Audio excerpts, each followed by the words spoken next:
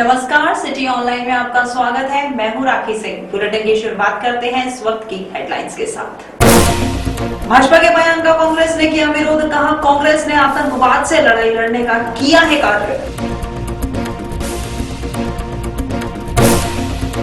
20 सीटों पर 46 प्रत्याशियों ने वापस लिए नाम। प्रदेश भर में 239 उम्मीदवार डटे हैं मैदान में। राजस्थान दिवस के मौके पर राजधानी में अनेक कार्यक्रम हुए आयोजित। पर्यटन स्थलों पर भ्रमण रखा निःशुल्क।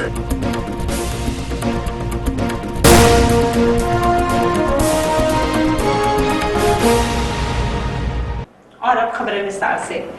राजस्थान प्रदेश कांग्रेस में पूर्व विधायक अशोक तंवर और सुभाष शर्मा ने आज कांग्रेस की सदस्यता ग्रहण की है। तंवर और शर्मा पहले भी कांग्रेस में रह चुके हैं और अब फिर पार्टी में शामिल हुए हैं। रविवार को सुबह प्रदेश अध्यक्ष सचिन पायलट ने दोनों को सदस्यता ग्रहण करवाई। इस मौके पर भारतीय कांग्रेस कमेटी के सचिव एवं प्रदेश प्रभारी मिर्जा इरशाद बेग सहित प्रदेश के पदाधिकारी एवं प्रमुख नेता भी मौजूद थे और दोनों नेताओं के क्षेत्र से काफी संख्या में कार्यकर्ता भी मौजूद थे।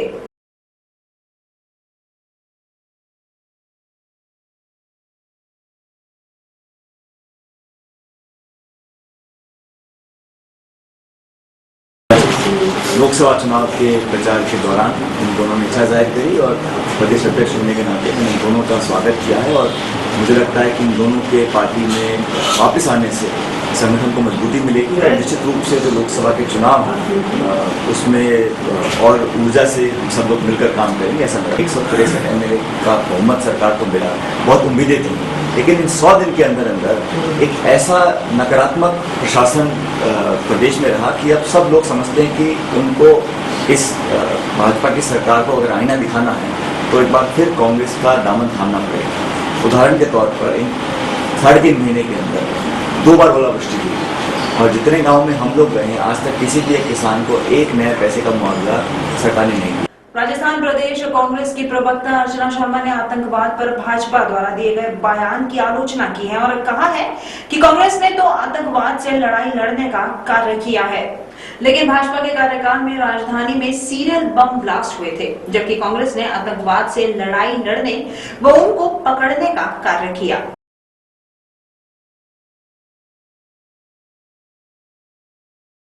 प्रदेश अध्यक्ष श्री अशोक फडणवी जी ने कल सियासी फायदा उठाने के लिए एक बहुत ही विवादास्पद बयान दिया कि आतंकवाद जो है उसको प्रेशर कांग्रेस है, जबकि वास्तविकता ये कि पूरा भारत साक्षी इस बात का कि जब एनडीए का शासनकाल था तब पार्लियामेंट पे आतंकवादियों ने अटैक किया, उसके बाद लाल किले पर विस्फोट किया गया, काशी विश्वनाथ का काशी का जो संकट मोचन मंदिर है वहां पर बम विस्फोट हुआ, गुजरात के अक्षरधाम में बम विस्फोट किया गया उनके शासनकाल में। ये वो पार्टी है जो आतंकवादियों को ससम्मान अपने केंद्रीय मंत्री के द्वारा अफगानिस्तान छुड़वाती है और ये वो पार्टी है जिसके शासनकाल में राजस्थान में भी सीरियल बॉम्ब ब्लास्ट हुए जयपुर राजधानी में और कई लोग मरे उसमें।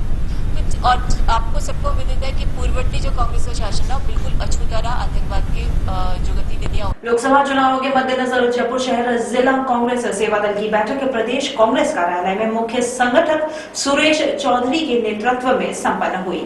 बैठक में विधानसभावार प्रभारी नियुक्त किए गए। चुनावों में कांग्रेस को विजयी बनाने सहित अनेक रणनीति पर चर्चा की गई।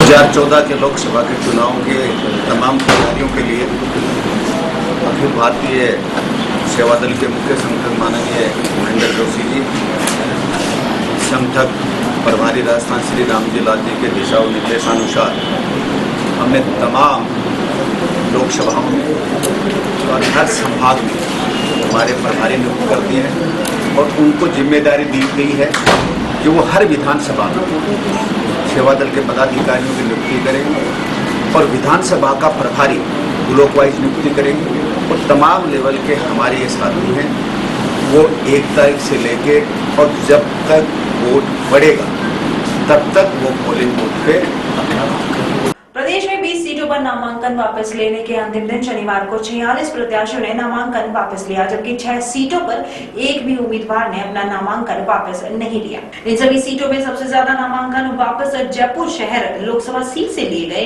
यहां से 7 प्रत्याशियों ने अपना नाम वापस लिया। इस सीट पर अब 16 प्रत्याशी मैदान में हैं, जबकि उदयपुर, बांसवाड़ा, चित्तौड़गढ़, सीकर, बीकानेर और नागौर से भी प्रत्याशी ने नाम वापस नहीं लिया।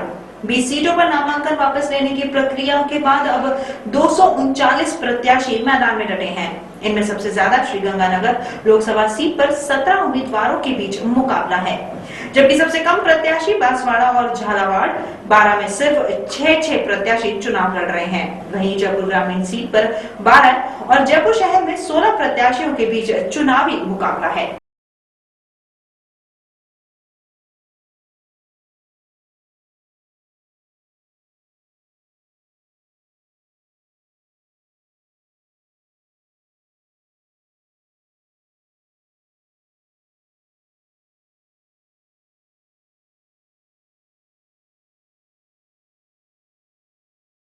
राजस्थान में नामांकन वापसी के बाद चुनावी रण की तस्वीर साफ हो गई है। राज्य में पहले चरण में 20 सीटों पर हो रहे चुनावों में अधिकांश सीटों पर भाजपा व कांग्रेस के प्रत्याशियों का सीधा मुकाबला है। हालांकि इनमें से कुछ सीटों पर भाजपा कांग्रेस के बागियों ने मुकाबला त्रिकोणीय कर दिया है। पहले चरण के चुनावों के लिए जहां गंगानगर, बीकानेर, जयपुर ग्रामीण, जयपुर शहर, झालावाड़, कोटा, जोधपुर, बांसवाड़ा, नागौर, चित्तौड़गढ़, भीलवाड़ा, अजमेर, उदयपुर, राजसमंद और पाली में कांग्रेस भाजपा आमने सामने है। सीकर और बाड़मेर में सुभाष महरिया और जसवंत सिंह ने भाजपा से बागी होकर मुकाबला कड़ा कर दिया है। वहीं चूरू में कांग्रेस छोड़कर बसपा में गए अनिमेष महर्षि ने दोनों दलों के समीकरण को बिगाड़ दिया है।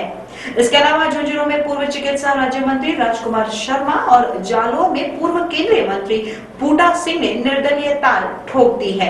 इसके अलावा कुछ सीटों पर बसपा और आप के प्रत्याशियों ने भी मुकाबला रोचक बनाने की कोशिश की है, किंतु वहां सीधी टक्कर कांग्रेस और भाजपा की मानी जा रही है।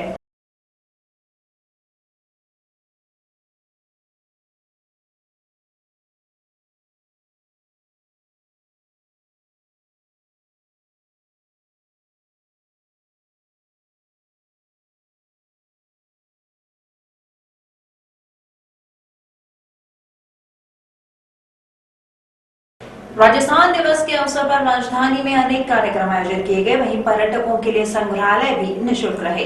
जयपुर में जंतर मंतर, हवा महल, म्यूजियम, आमेर महल सहित अनेक संग्रहालयों को पर्यटकों के लिए निःशुल्क रखा गया। इस मौके पर सभी जगहों पर देशी व विदेशी पर्यटकों की भीड़ रही। जंतर मंतर को देखने के लिए काफी संख्या में लोग उमड़े। वहीं म्यूजियम में भी काफी भीड़ दिखाई दी।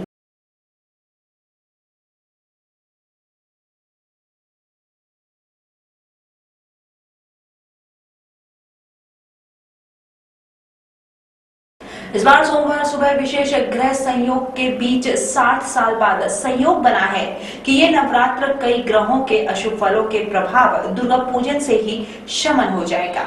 इस बार राजा और मंत्री पदों पर चंद्रमा आसीन होने से मानसिक शांति और उन्नति के लिए नवरात्र विशेष फलदायी है। सोमवार को नवरात्र स्थापना सुबह राहु काल वेला समाप्त होने के बाद 9:20 के बाद की जाएगी। इसके बाद 9:25 से 10:30 तक मुहूर्त बना रहेगा। इस दौरान शहर के विभिन्न मंदिरों के साथ साथ घर घर घट स्थापना के साथ शक्ति की उपासना के 9 दिन का पर्व शुरू हो जाएगा। नवरात्रों के साथ हिंदू धर्म के नए साल की शुरुआत भी हो जाएगी। इस दिन कई सामाजिक संगठनों की ओर से हिंदू नव वर्ष के अवसर पर आयोजन किए जाएंगे। पूजन, होम अर्चन के साथ सुबह कलश स्थापना होगी। यहाँ पर नवरात्र में छठी के दिन छठ का मेला भरता है। वहीं राम मंदिरों में भी इस दौरान 9 दिनों तक रामचरितमानस का पाठ होगा। जन जागृति समिति की ओर से नवरात्र पर कई मंदिरों के बाहर रंगोली बनाई जाएगी और कन्याओं में प्रसाद का वितरण किया जाएगा। समिति अध्यक्ष नीलम गौड़ ने बताया कि हिंदू वर्ष की शुरुआत इसी दिन से होती है। आमेर शिला माता मंदिर में घट स्थापना सुबह 6:35 पर होगी। सुबह 8 बजे भक्तों के दर्शनार्थ मंदिर खोला जाएगा। 1 से 9 अप्रैल के बीच प्रतिदिन मंदिर सुबह 6 से दोपहर 12:30 बजे तक तथा शाम 4 बजे से रात्रि 8:30 बजे तक या भक्तों के लाइन में रहने तक खुला रहेगा। नवरात्र उत्थापन 9 अप्रैल को सुबह 10:30 बजे होगा। इस प्रकार गोविंद देव जी मंदिर के अधीनस्थ कनक घाटी स्थित मनसा माता मंदिर में घट स्थापना सुबह 8:37 पर होगी। और चलिए अब एक बार फिर से नजर डालते हैं हेडलाइंस पर। भाजपा के बयान का कांग्रेस ने किया विरोध, कहा कांग्रेस ने आतंकवाद से लड़ाई लड़ने का किया है कार्य।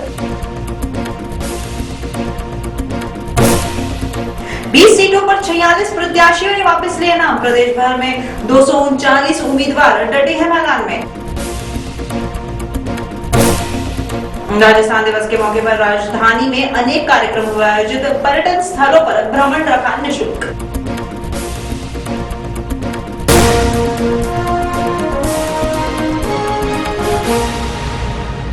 खबरों का सिलसिला जारी रहेगा, आप देखते रहिए सिटी ऑनलाइन।